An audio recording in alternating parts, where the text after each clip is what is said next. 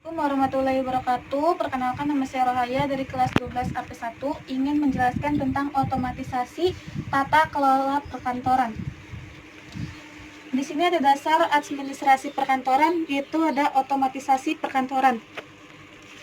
Otomatisasi perkantoran adalah tenaga manusia dengan tenaga mesin yang secara otomatis melakukan dan mengatur pekerjaan sehingga tidak memerlukan lagi pengawasan manusia.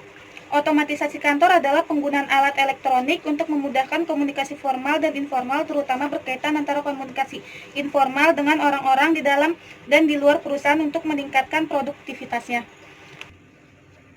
Yang kedua, ada sistem penyimpanan arsip. Ada berdasarkan abjad, subjek, wilayah, tanggal, dan nomor.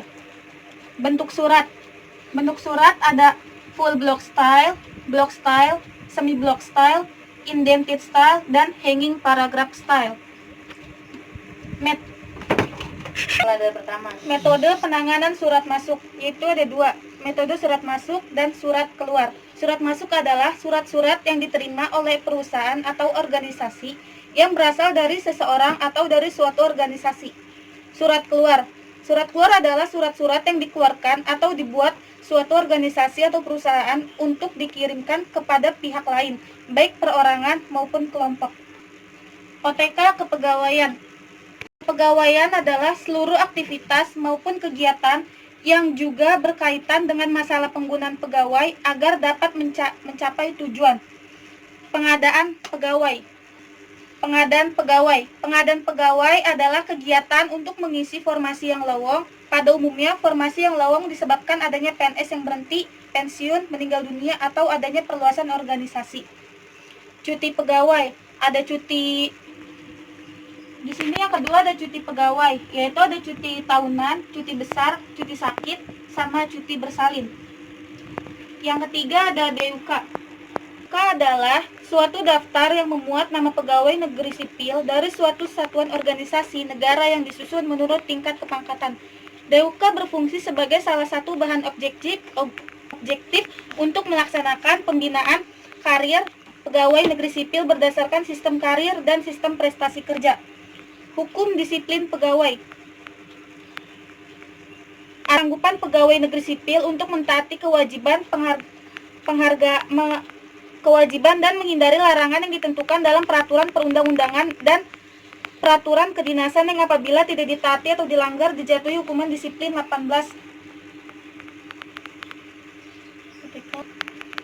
OTK Humas dan keprotokolan. Humas, manajemen yang terencana dan berkelanjutan melalui organisasi dan lembaga swasta atau publik untuk memperoleh pengertian, simpati, dan dukungan dari mereka yang terkait atau mungkin ada hubungannya dengan penelitian opini publik di antara mereka.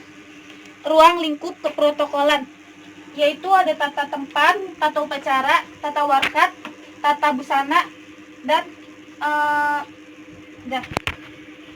pelayanan prima. Yang terakhir ada pelayanan prima.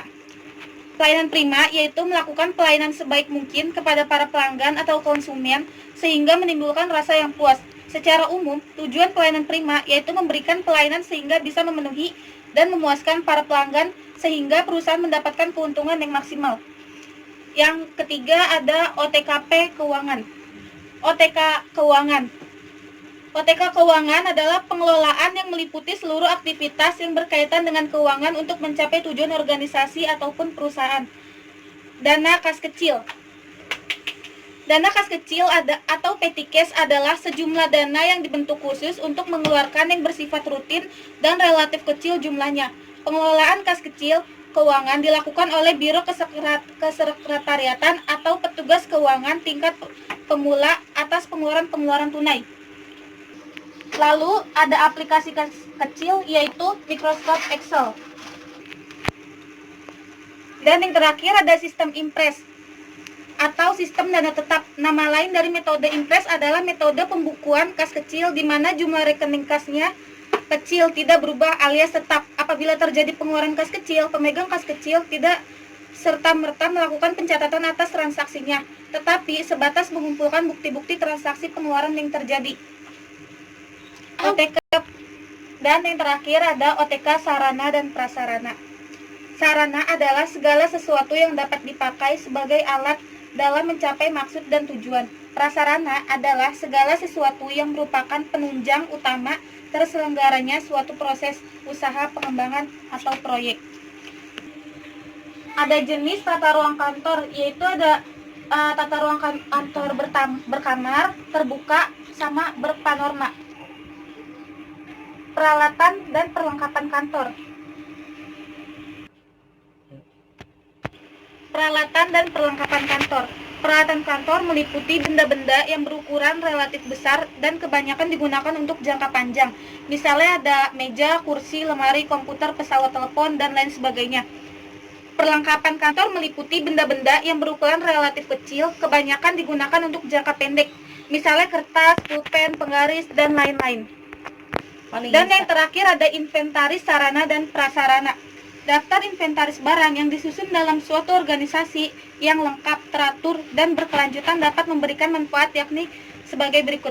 1. Menyediakan data dan informasi dalam rangka menentukan kebutuhan dan menyusun rencana keutuhan barang. 2. Memberikan data dan informasi untuk dijadikan bahan atau pedoman dalam pengadaan barang. 3. Memberikan data dan informasi untuk dijadikan bahan atau pedoman dalam penyaluran barang. Sekian penjelasan dari saya, kurang lebihnya mohon maaf. Wabillahi taufiq wal hidayah. Wassalamualaikum warahmatullahi wabarakatuh.